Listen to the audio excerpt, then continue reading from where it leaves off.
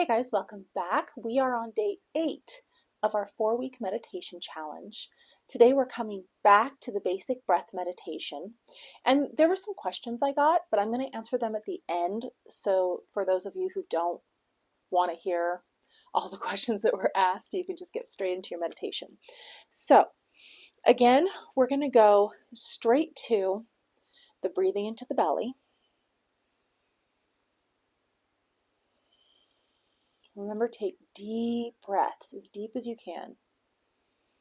And slow deep breaths in, slow breaths out.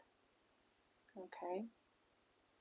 And remember, as thoughts come up, acknowledge them and let them drift away.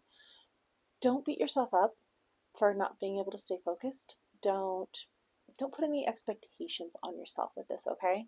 Just do what you can, and every time you squirrel, come back to the breath.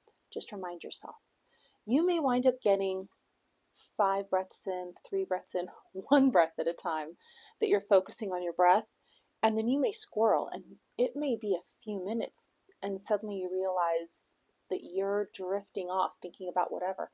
That's okay. That's normal. And then just when you notice it, come back to the breathing, okay? You can even say things like breathe in, breathe out, breathe in. You can have that going in your head so you have another anchor point, something you are saying to keep yourself focused, if that works for you. So today you're going to aim for 10 minutes, okay? And we will go into the questions now. Now, there are a few people who asked about music. I don't know why I didn't address this before, because I actually listen to music. If I am doing a meditation at home, I am listening to music.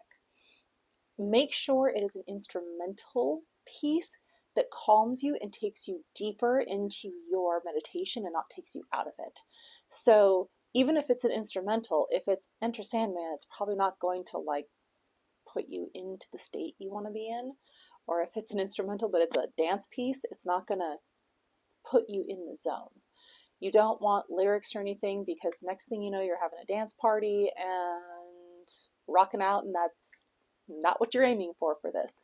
So yes, music is great, but make it be something that will help calm you, okay? The other thing I was asked about was candles and incense. It's your call. Candles can be a good focal point if you need something to look at. Generally speaking, if I am outdoors, I am focusing my attention either of the ripple of water or the clouds. I find a focal point and that's what I'm focusing on.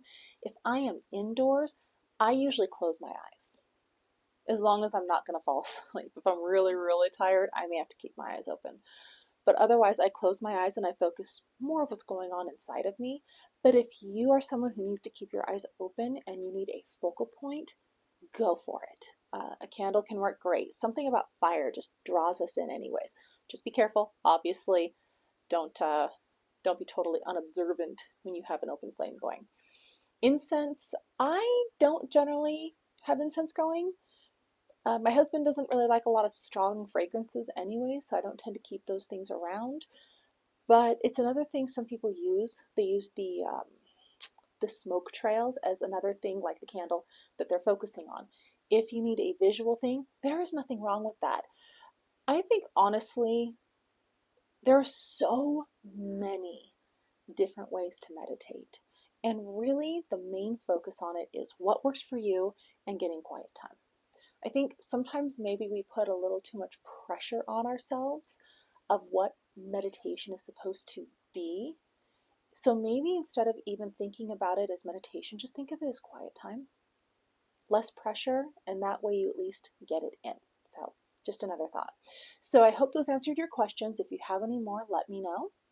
And I will see you guys tomorrow for day 9, which will be a walking meditation. Okay? I'll talk to you guys later.